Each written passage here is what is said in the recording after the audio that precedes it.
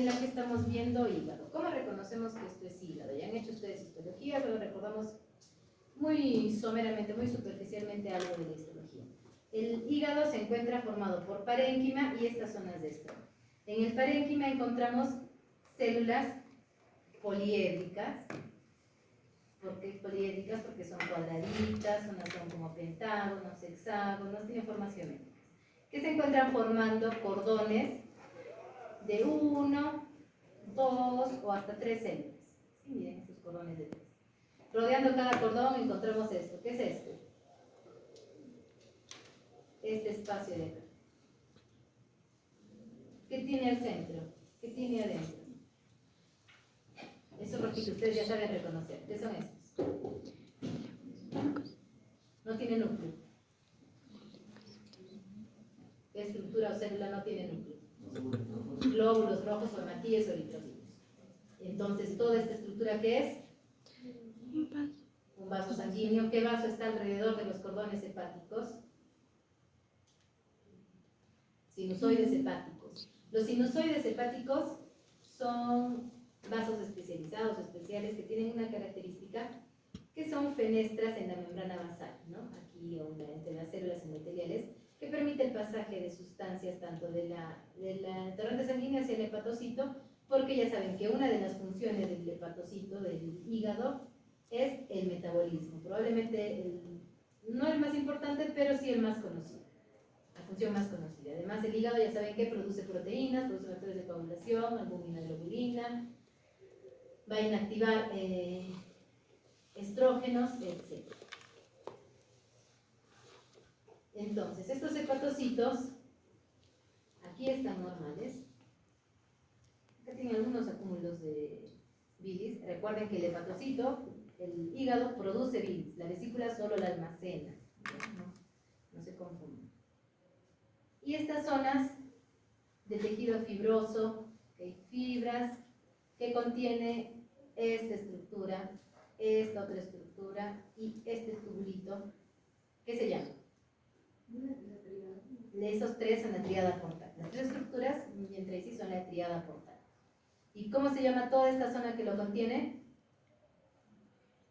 Si es la tríada portal, es un espacio portal. El espacio portal. Los espacios portal los vamos a ver de distintos tamaños. Aquí son grande, angulado, porque vean, recuerden que eso es un corte tridimensional, es una estructura tridimensional.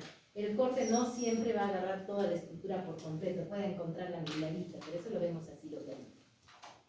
Y en el espacio portal vamos a ver una rama de la vena hepática, de la vena porta. De la vena porta, una rama de la arteria hepática y un conductillo biliar. ¿Ya? Eso recuérdenlo. Esas tres estructuras están aquí, en el espacio porta. Eso solamente servirá para reconocer que sí estamos en hígado. Vamos a ver lo patológico. ¿Qué es lo que tengo que ver aquí, doctor? Miren esta zona con estas estructuras redondeadas. Estas inclusiones se encuentran al interior de la célula en el citoplasma. En algunos es difícil identificar dónde están porque son muy grandes. Hay unas muy grandes y unas muy pequeñas. Pero son intracitoplasmáticas. Son acumulación de lípidos, de ácidos grasos, que no solamente vienen de la dieta, pero sí tienen un componente importante de la dieta, que pueden aparecer incluso en alguna hepatopatía, no solo por ingesta de grasa, en una hepatopatía por ingesta de alcohol crónica, una hepatopatía alcohólica, puede haber esteatohepatitis, puede haber estas vacuolitas de grasa. Veanlas que se parecen a los adipocitos, ¿no es cierto? Porque en la imagen en la coloración convencional con hematoxilina eosina, con HE, vamos a ver la grasa solo en una imagen negativa, ¿no? En el hueco el que deja la imagen donde estaba la grasa. No vamos a ver la grasa, sí, con coloraciones especiales. Y vamos a identificar dos tipos de vacuolas de lípidos. Unas vacuolas grandes que se llaman macrovacuolas y unas más pequeñitas que son microvacuolas. Obviamente, ¿qué hace la distinción? El tamaño. Pero no vamos a medirlos con una regla. ¿Cómo los identificamos o cómo sabemos cuál es una macro, cuál es una micro? Nos sirve ver su característica. La macrovacuola está en el citoplasma y una que sea didáctica. Sí son grandes, pero para explicarles vamos a usar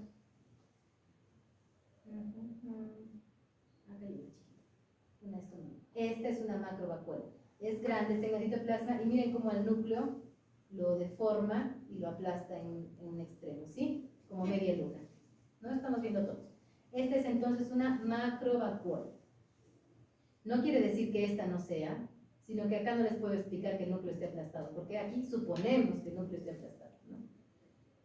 Didáctica no es, pero sí es una macrovacuola. Y una microvacuola es como esta de aquí, también en el citoplasma, pero miren al núcleo como, esta aparentemente lo está tocando, pero no lo deforma.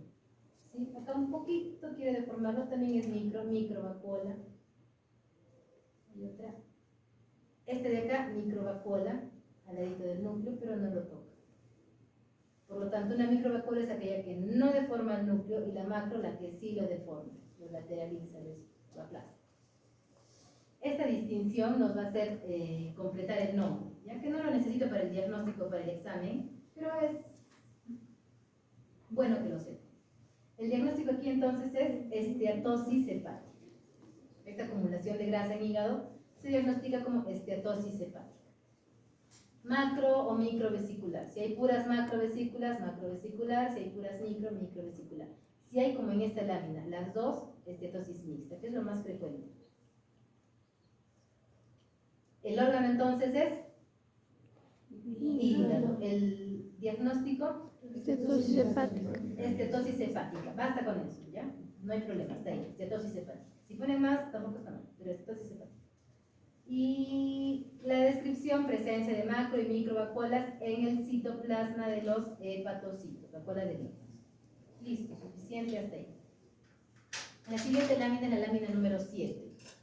En la lámina número 7 tenemos una muestra de una paciente que dice que tiene un dolor en abdomen, dolor abdominal localizado en el epigastrio, que ella lo siente que quema, un dolor evidente, le quema la boca del estómago.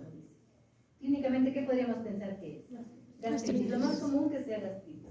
Ojo, chicos, que sea lo más común no quiere decir que es lo único que hay, ¿no es cierto? Puede haber otras cosas. Es una mujer, 58 años, no tiene mayor factor de riesgo. Solo le dice que sí come en la calle. Todos los días, por motivos laborales, tiene que comer en la calle. Y no come en un mismo lugar, no come en un lugar de confianza, sino donde caiga la señora. Donde encuentre, ahí se come. Ahí se come. Quiere decir que no hay buenas medidas higiénico-dietéticas. Pero si fuera un paciente con el mismo dolor en la misma zona, solo con un dolor más opresivo, varón mayorcito, de 68 años, y es obeso, sedentario, fumador, alcohólico, ¿en qué más podríamos pensar? Hay muchas otras causas, pero algo que no lo tomamos en cuenta y es muy importante. Un infarto. ¿Ya? El infarto agudo del miocardio de la cara inferior del ventrículo izquierdo, justo en ese puntito, se confunde con gastritis. Ya se puede confundir con gastritis. Por eso es que ahora que ustedes van a hacer semio, es importante que hagan un globo en el paciente, hagan todo un contexto. El paciente no solo es un dolor de estómago, es un paciente varón, obeso, sedentario, todo en globo tienen que estudiar, ¿sí? Ya no se elijan solo el síntoma que tiene el paciente. Puede haber otras causas, sí, puede ser pancreatitis, sí, solo que el dolor se irradia en cinturón, ¿no? Puede ser, ¿qué más me han dicho en el anterior? Úlceras esofágicas ya, por lo que es alcohólico, pero habría hematemesis, ¿no es cierto? Vómitos con sangre. Pueden ser muchas causas, puede ser una apendicitis, sí, porque también tiene un ciclo de migración, el dolor por apendicitis. Empieza en el epigastrio y a 6 horas bajo ciliaca derecha, ¿no? Sí, todo, puede ser muchas cosas, pero estudiamos todo el paciente en conjunto. Regresamos a lo nuestro. El paciente clínicamente parecía que tenía una gastritis. Le hacen una biopsia porque el diagnóstico de gastritis se hace finalmente solo con biopsia. Clínicamente el paciente tiene un dolor tipo gastritis, pero no le puedes decir que tiene gastritis de forma tajante, o no puedes decir, sí señora, yo meto las manos al fuego porque usted tiene gastritis. Es muy probable, vamos a ver su biopsia.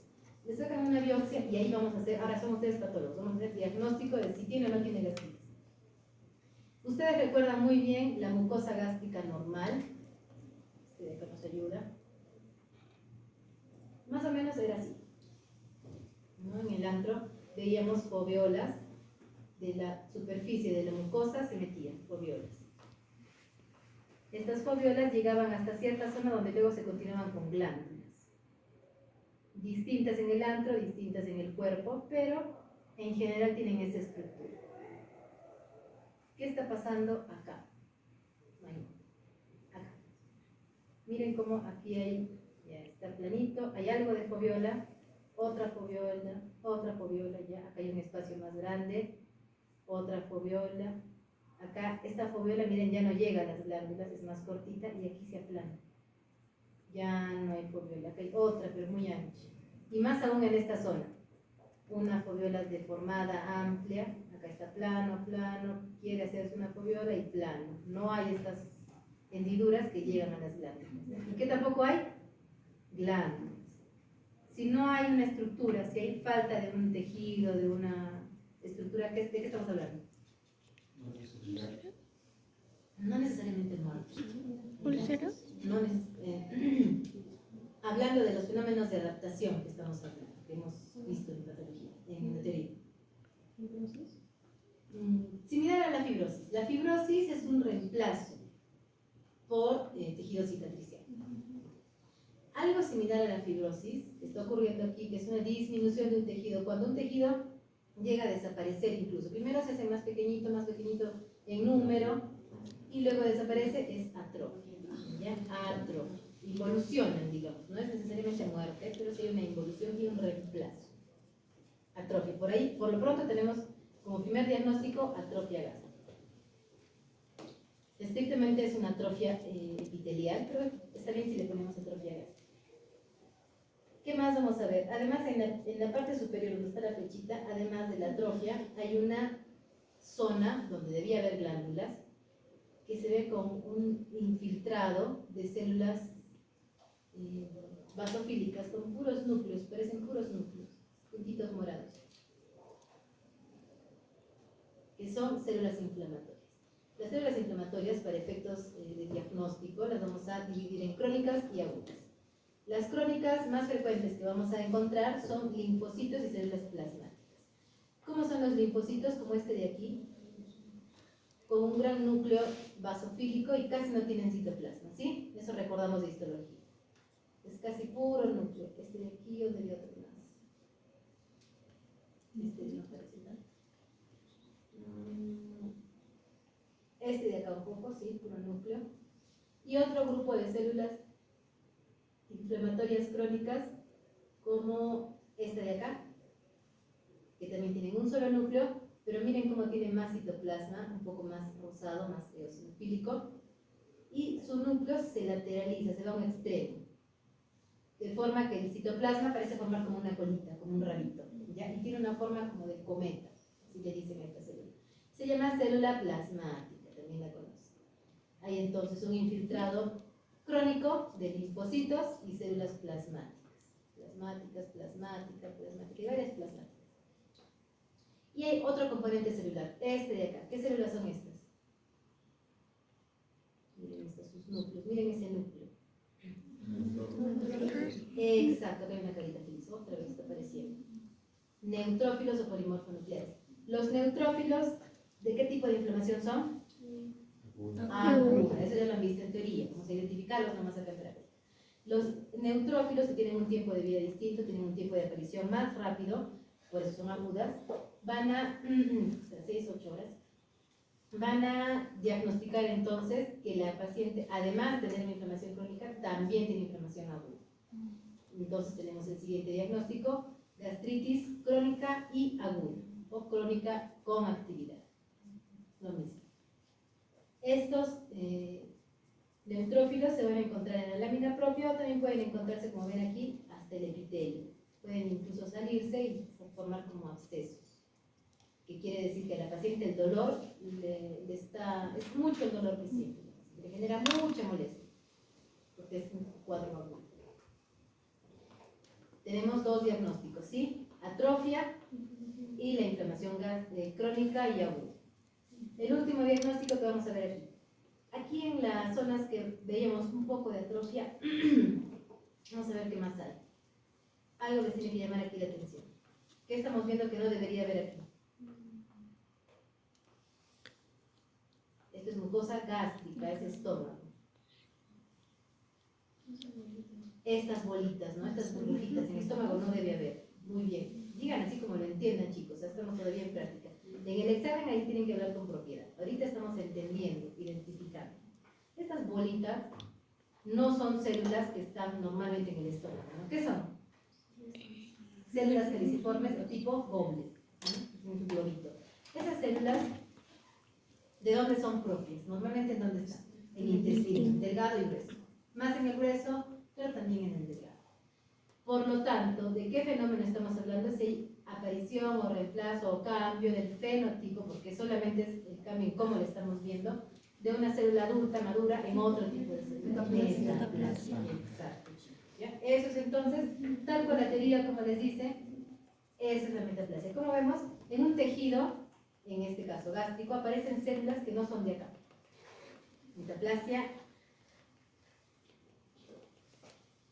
Y para completar el nombre del diagnóstico, vamos a decir, primero, metaplasia, el fenómeno. Luego, ¿qué tipo nuevo de tejido está apareciendo? Que no debe ser, que no es de acá. Intestinal, metaplasia intestinal. Y al final, el órgano en el que estamos estudiando, gástrico. Metaplasia intestinal gástrico o metaplasia intestinal. Ahí lo entiendo.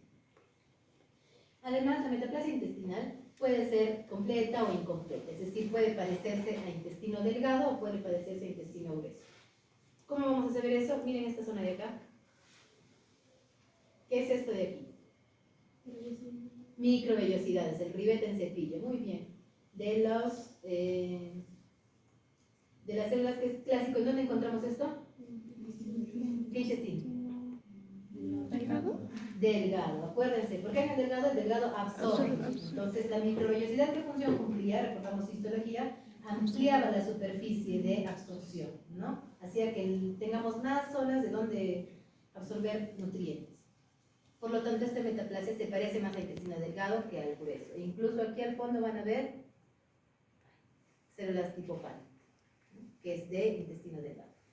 Entonces, el diagnóstico es metaplasia intestinal. Me basta con eso, pero quiero que sepan también, para curiosidad académica, que existe metaplasia intestinal completa o incompleta, que se parezca al intestino delgado o al intestino grueso. La del intestino grueso es la que más riesgo tiene de malignizarse, ¿ya? De hacer posteriormente una lesión maligna. Tenemos entonces aquí 3 diagnósticos. Atrofia gástrica, inflamación crónica y aguda, y metaplasia intestinal. Metaplasia intestinal gástrica. Punto. Esa es la lámina 7. Y en la lámina 8,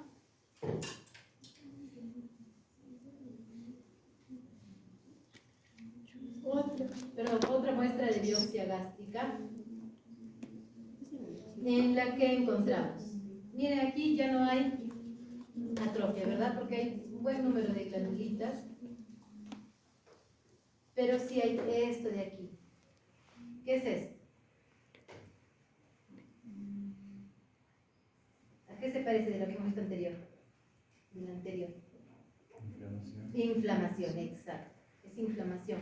Ustedes se van a acercar y van a revisar con calma que en este nido de inflamación no hay polimorfos nucleares. Pueden encontrar 1 o 2 por ahí.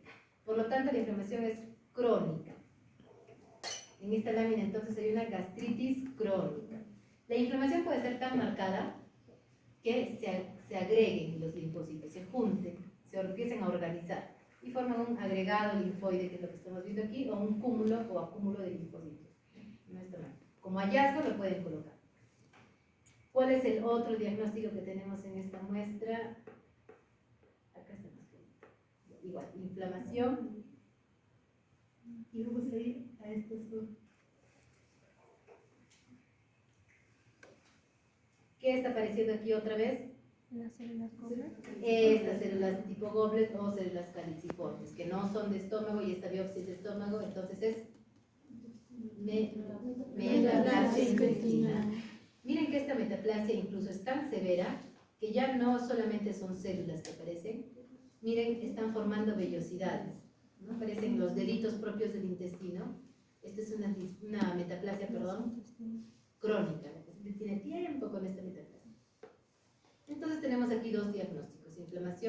crónica o gastritis crónica y metaplasia intestinal.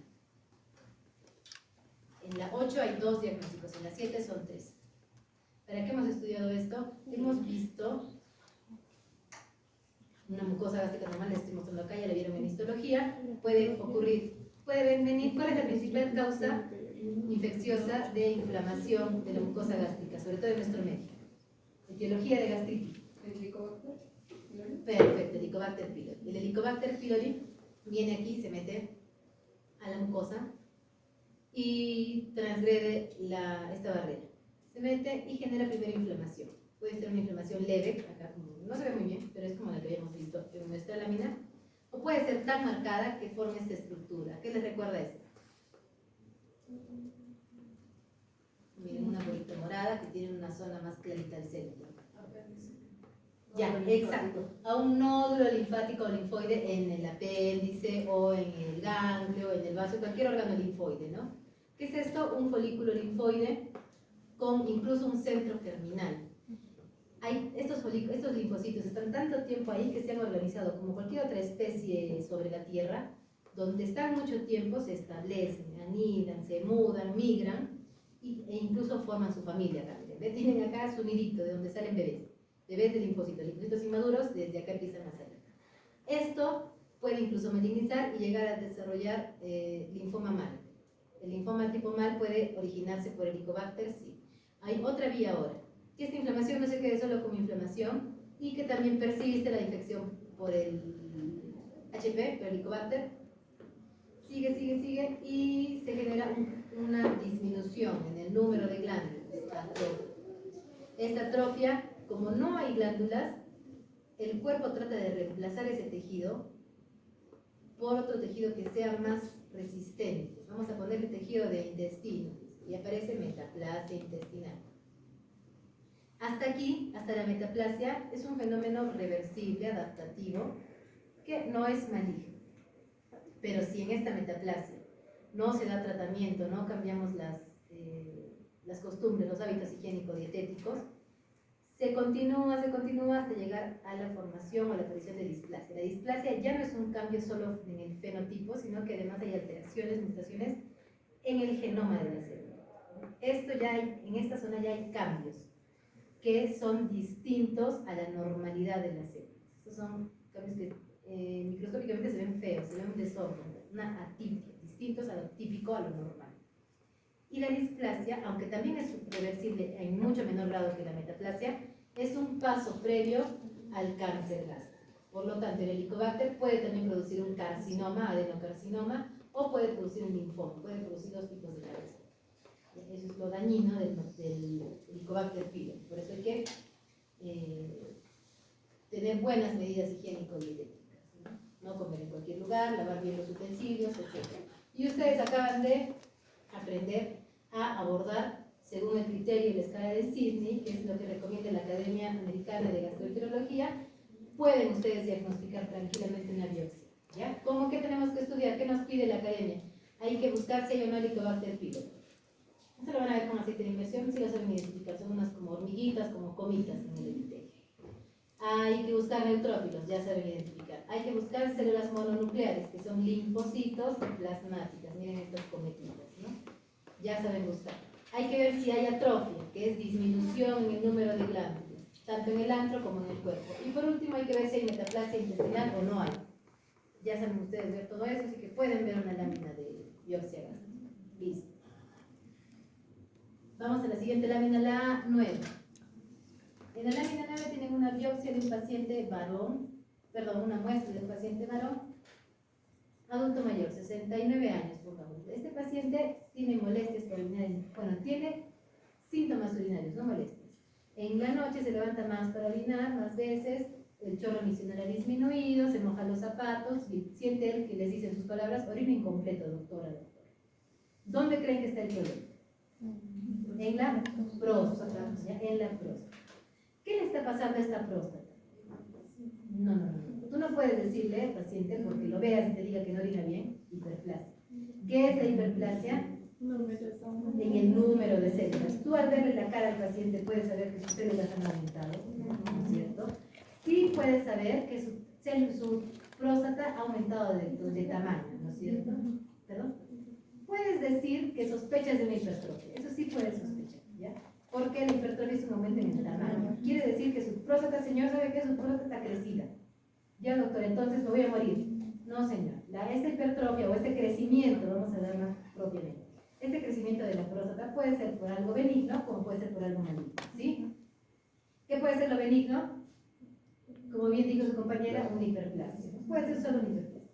¿Pero qué es lo maligno? Cáncer de próstata. El cáncer, vamos a hacer cultos, vamos a ser exquisitos. Estamos ahorita hablando de patología, por lo tanto es un adenocarcinoma. Pues la próstata es una glándula. Todos los cánceres en glándulas es un adenocarcinoma. Entonces ustedes dicen, sí, señor, puedo tener una lesión benigna, que es una hiperplasia, o una lesión maligna, que es un adenocarcinoma. ¿Y cómo puedo yo saber, o cómo le pueden ustedes sugerir al paciente que sea una u otra lesión? ¿Qué le harían primero al paciente? Una biopsia. De frente a una biopsia. Una biopsia, realizar una biopsia es caro. ¿Ya? Hay que hacerle con guía ecográfica. La aguja para el procedimiento también cuesta caro. El tiempo del médico de la biopsia la saca un especialista. El especialista te cobra caro. Entonces, vamos a hablar como en términos de salud pública, es caro si es posible que tenga solo una hiperplasia. No puede ser de frente, o puede incluso que sea una infección. No es solo una biopsia, solo una prostatitis. Entonces, primero por biopsia, no. ¿Examen de orina? Que es ya un examen de orina. El examen de orina te puede hablar si hay una infección. Con eso descartamos la infección. El hemograma no, porque también te va a decir solo si hay inflamación, ¿no? Infección e inflamación. Ya la ecografía puede ser, pero están ustedes, digamos, en el primer contacto que tienen con su paciente, ustedes solos y su viejo, o sea, no en el internado, sino en el serum, lejos, en un pueblito. Tacto rectal. Lo primero, el tacto rectal.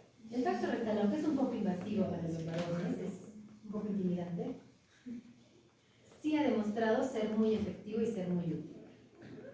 Sí se encuentra una mayor predisposición o riesgo de desarrollo de cáncer cuando el tacto rectal es alterado. Cuando hablamos de que el tacto rectal es alterado, ¿qué estudia el tacto rectal? ¿Qué van a evaluar en un tacto rectal? Si está duro, la dureza o consistencia de la próstata, más que el tamaño y que la irregularidad, todo, la dureza. Entonces ustedes le dicen al señor, señor, tengo que hacer un tacto. ¿Pero para qué, doctor, doctora? Es que tengo que saber si su próstata está dura. O sea, si está dura es bueno, es malo, ¿qué creen ustedes? Si está dura, es malo. Si está blandita, es bueno. ¿Y cómo saben que está dura? Ustedes al tocar solo tienen que sentir como la pared y eso ya es malo. ¿O cuál es el parámetro? ¿Qué tan duro tiene que estar para decir que es malo? ¿Con qué lo comparan? ¿Alguien sabe? Yo estoy segurísima que alguien de ustedes ha escuchado por ahí.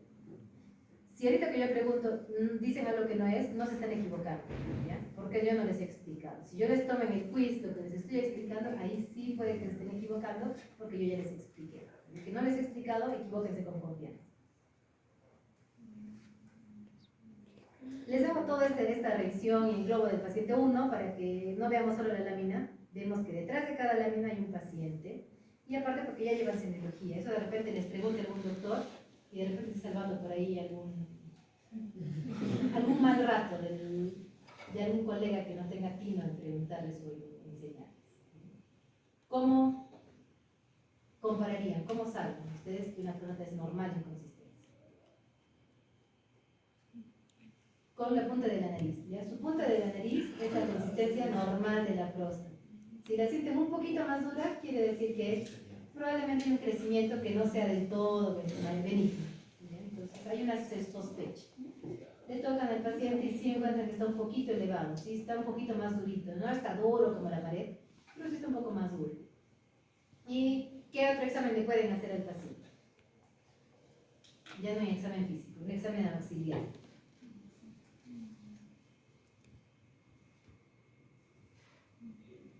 La ecografía solamente nos va a decir el tamaño, ¿ya? Si está más aumentado de volumen. Y por los síntomas parece que sí, así que vamos a gastar recursos en hacer una ecografía. Le podemos hacer un examen de antígeno prostático específico, PSA. El PSA es un marcador tumoral, un antígeno que se utiliza como marcador tumoral, que nos va a hablar de que la próstata esté siendo hiperestimulada por muchas causas. Por ejemplo, el cáncer puede hiperestimular, sí, en el cáncer hay una proliferación desmesurada, que entonces se hiperestimula, sí. Puede elevar el PSA, sí. Una lesión benigna, una hiperplasia, también puede elevar el PSA, sí. La infección de la próstata también. El tacto rectal, yo le acabo de hacer el tacto y ni bien que he hecho el tacto lo mando al paciente que le saquen sangre, también puede elevar el PSA. Si el paciente tenía relaciones sexuales el día anterior, también va a elevar el PSA. Más aún si son contra natura, por anatomía, también va a elevar el PSA. Por lo tanto, hay que tener esas indicaciones, ¿no? Idealmente le decimos al paciente, señor, espere usted, digamos una semana, porque el paciente puede no seguir todas las indicaciones, una semana que no tenga relaciones sexuales, que no le hagan tacto rectal y que tenga su examen de orina limpio para que le saquen el PSA y sea un valor más real. Pero sí nos ayuda el nivel del valor del PSA, aunque como por ser un marcador tumoral no es de todo confiable, no va a ser mandatorio, no es un resultado infalible. El valor normal es hasta 4 miligramos por decilitro. De 0 a 4 es un valor normal o con un aumento benigno. Si tuviéramos 2, 3, o el paciente no tiene nada, o si él tiene síntomas, es probablemente que sea una hiperplasia. Si en cambio está por más allá de 10 en el valor, es muy probable que sea una lesión maligna. Solo les digo muy probable porque sí hay casos en los que se eleve así solo por infección. Pero vamos a hablar de lo general, lo que suele pasar. Más de 10 es algo maligno. Pero ¿qué pasa si tenemos un paciente que está en el medio, en 5 o 6, pero ustedes en el tacto sí sintieron que la próstata estaba muy durita? Hacemos otros exámenes, ya que correlacionan el PSA libre con el PSA total, o como en el caso de este paciente le sacan la próstata, porque sí le genera mucha molestia. El señor no puede dormir bien, ya le está generando además problemas psiquiátricos, está peleando con su esposa porque no le deja dormir, se está resfriando, yo qué sé, el señor le cuesta caminar, por lo tanto se ha caído y se ha fracturado la cadera porque se levanta en la noche. Es mucha molestia la que le está generando, riesgo-beneficio, le sacamos la próstata. Ya hicimos todo el globo del paciente.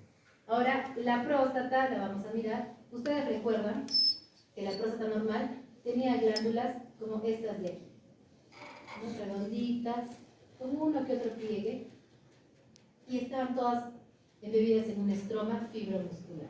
¿Qué está pasando en esta muestra? Vamos a ver estas zonas. Aquí evidentemente hay más, menos glándulas. Más glándulas. Hay un aumento en el número de las glándulas y además, mírenlas, en cada glándula hay tantas células, han empezado a aumentar de forma que se van a apiñar acá, se aglomeran. ¿No? Como cuando ustedes están en la cola para un concierto y se aprietan, que empiezan a colar gente, la señora que está delante suyo mete gente y tiene que hacer un chichón, ¿no? Hacer una proyección, hacer una papila, no es papila propiamente dicha, es una proyección, vamos a decir, o un pliegue, una arruguita, porque hay muchas células, están aumentando las células y aumentan el número de glándulas. ¿Cómo se llama ese fenómeno? Aumento en el número de células y número de glándulas, hiperplasia. ¿Ya?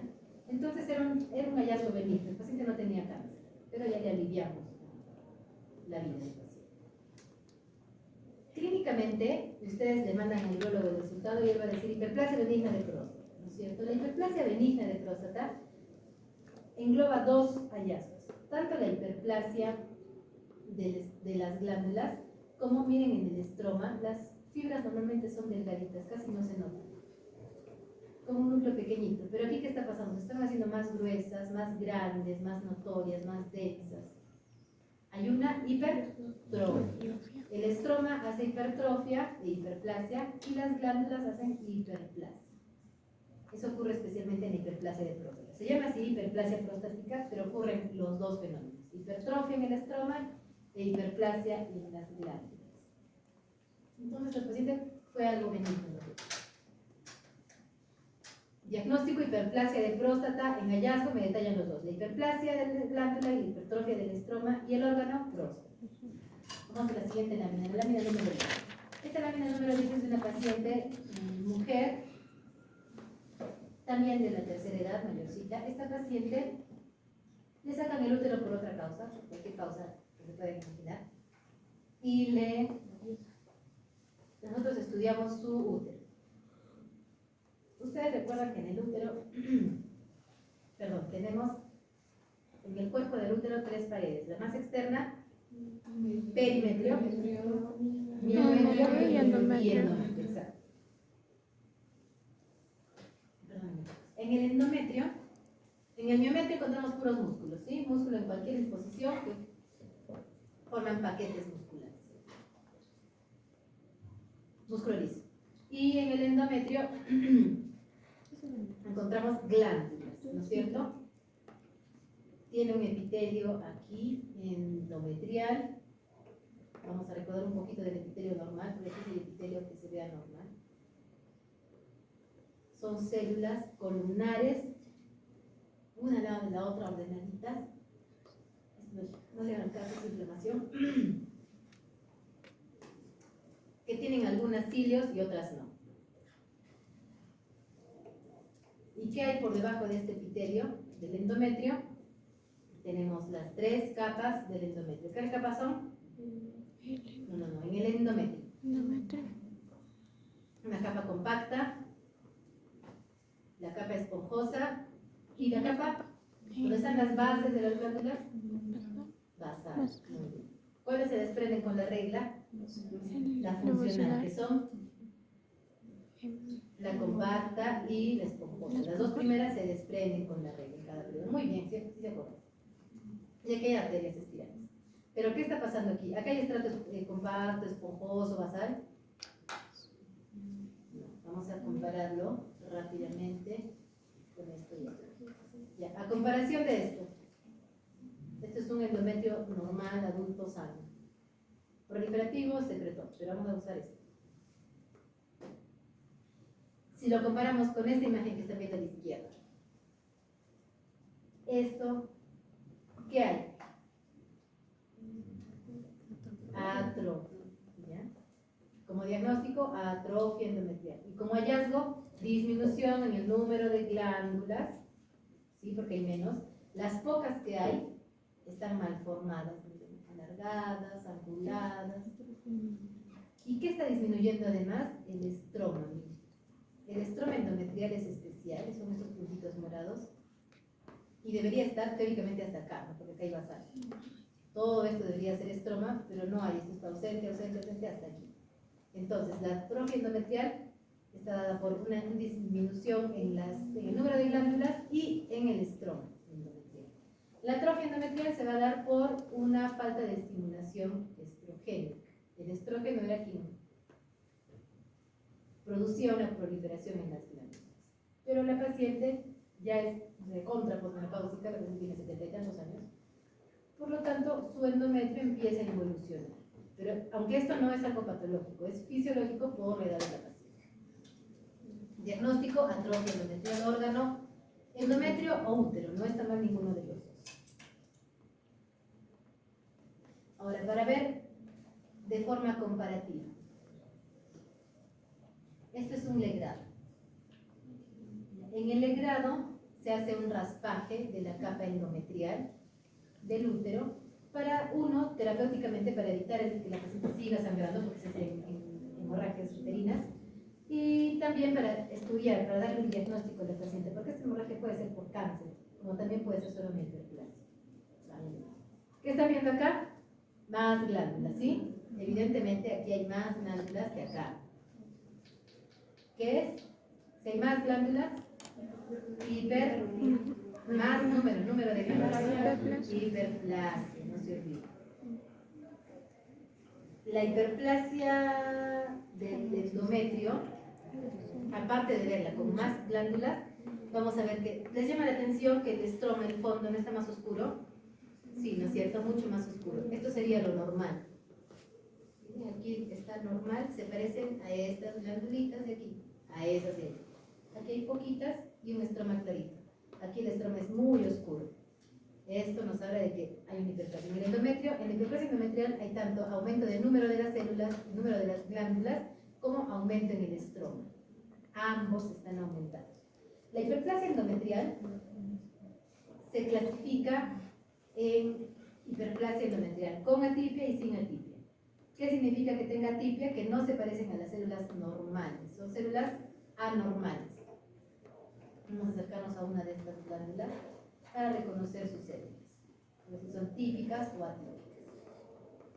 Hemos visto, les enseñé en la paciente viejita su endometrio, ¿no? Son células columnares, miren, columnares, que se encuentran una al lado de la otra, algunas con cilios, otras no tienen, y son todas del mismo tamaño. Esta desorganización del núcleo, que las vemos más arriba, más abajo, es propio del periodo estrogénico, del periodo en el que se encuentra. Cuando hay una estimulación hormonal, sube, baja, pero tienen estas vasculitas que las hace normales. Por lo tanto, no hay atipia, no hay anormalidad. Entonces, el diagnóstico completo que van a ver aquí es una hiperplasia endometrial sin atipia. ¿De qué nos sirve decir que tenga o no tenga atipia? La presencia de atipia, aquí de hiperplasia con atipia, se relaciona a un mayor porcentaje de progresión a cáncer. Hay un mayor riesgo de que la paciente continúe después con el tejido que le queda en el útero a hacer cáncer. Pero si no tiene atipia, es muy baja la posibilidad, de un 1 a 3% de que vaya a ser cáncer. Esto de simple complejo es el patrón anticelular. No se mareen, no lo necesito, que lo sepan. Entonces, el diagnóstico endometrial sin atipia. Basta con eso. Y el hallazgo normalmente en el número de glándulas y en el estrógeno. Células sin atipia, ¿no? O normales. Esa fue la lámina 113, creo que no les dije el número. Ahora vamos a ver la lámina 11A. Regresamos a la paciente, a la abuelita. La paciente 11A, como le hemos sacado todo el útero con anexos y todo, vemos ahora su ovario. ¿Cómo sabemos que es ovario? Estamos viendo ahí un cuerpo albino, que son cicatrices de los folículos, ¿verdad? La paciente ya eclosionó múltiples folículos en toda su vida y ahora le quedan puras cicatrices, más cuerpos albinos. El ovario es un órgano ricamente vascularizado, tiene muchos vasos y vamos a utilizar esa característica para mostrar esto. Esto es un vaso sanguíneo, estos son otros vasos sanguíneos, que normalmente deberían ser como este de acá, o este de acá. ¿Qué está pasando en estos vasos? ¿Qué ven en su pared? En términos sencillos, ¿qué pueden identificar? Que está más engrosado. Vamos a ver en qué consiste ese engrosamiento, por qué están tan gruesos. Esta capa, ¿qué capa es? Los vasos tienen tres capas, ¿sí? La capa íntima, del endotelio, la capa media muscular y la última que es la adventicia, que en los vasos sanguíneos como este de órganos se confunde con el estrógeno, se continúa. ¿Qué es este entonces? Capa media, les acabo de decir. En la capa media, ¿qué fibras tenemos? ¿Qué hay? Elásticas y muscular, ¿ya? Capa muscular.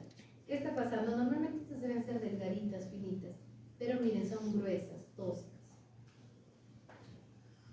Más rosado, más amplio, más grande. Hay una hipertrofia. El diagnóstico es entonces hipertrofia muscular lisa, porque este es músculo liso, de la capa media de los vasos sanguíneos. El nombre parece larguísimo, raro, pero si lo entienden, es muy sencillo.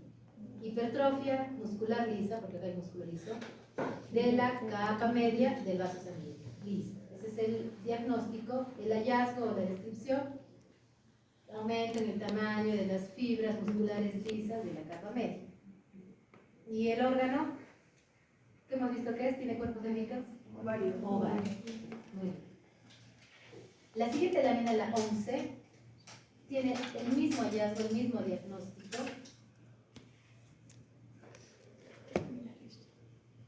Miren acá. Este vaso sanguíneo, miren, con la pared bien gruesa. Más este de acá. Una consulta. La anterior fue la 11A. 11A, la que estamos viendo ahorita es la 11. 11A es ovario, la 11 a secas es miometrio o útero. En el miometrio hay capas bases musculares, que ya les dije, y vasos sanguíneos. Vean estos vasos, que deberían ser así, están bien engrosadas sus paredes. Igual, lo mismo. hipertrofia muscular lisa de la capa media o muscular, ¿ya? De los vasos sanguíneos. Esta hipertrofia de la capa media puede ocurrir tanto en arterias como en venas, como en vasos linfáticos. Pero por lógica, ¿dónde creen que ocurre más frecuentemente?